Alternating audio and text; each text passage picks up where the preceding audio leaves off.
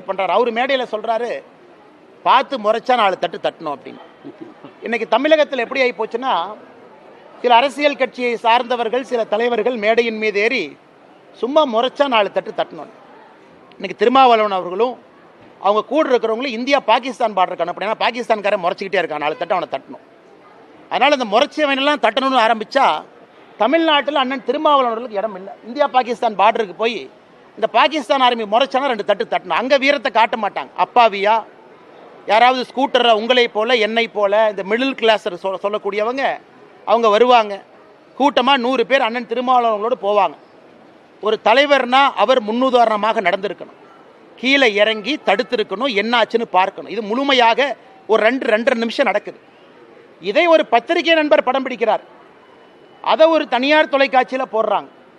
தனியார் தொலைக்காட்சியில் போட்ட பிறகு அதை நான் என்னுடைய எக்ஸ் வலைதளத்தில் போடுறேன். உடனே திருமாவளவனுக்கு சந்தேகம் வந்துருச்சு, அண்ணாமலை தான் பின்னாடி இருந்து அதை செஞ்சுருக்கிறான்.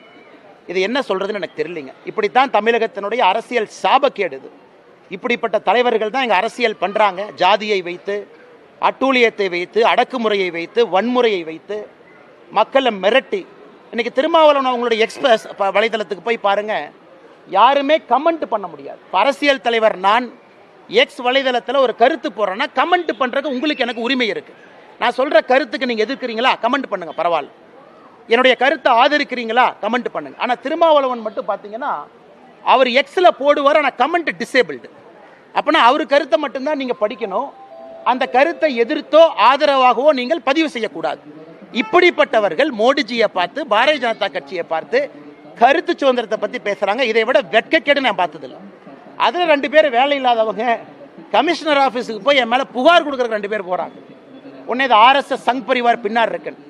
திருமாவளவன் அவர்களுடைய ஃபேவரட் என்னென்னா, தமிழ்நாட்டில் சூரியன் கொஞ்சம் அதிகமாக உக்கரமாக இருந்துச்சுன்னா RSS இருக்குது, சூரியன் சரியாக உதிக்கிறதுக்கு தாமதமாச்சுன்னா RSS இருக்குது, மழை அதிகமாக வந்தால் RSS இருக்குது, மழை கம்மியாக வந்தால் RSS இருக்குது.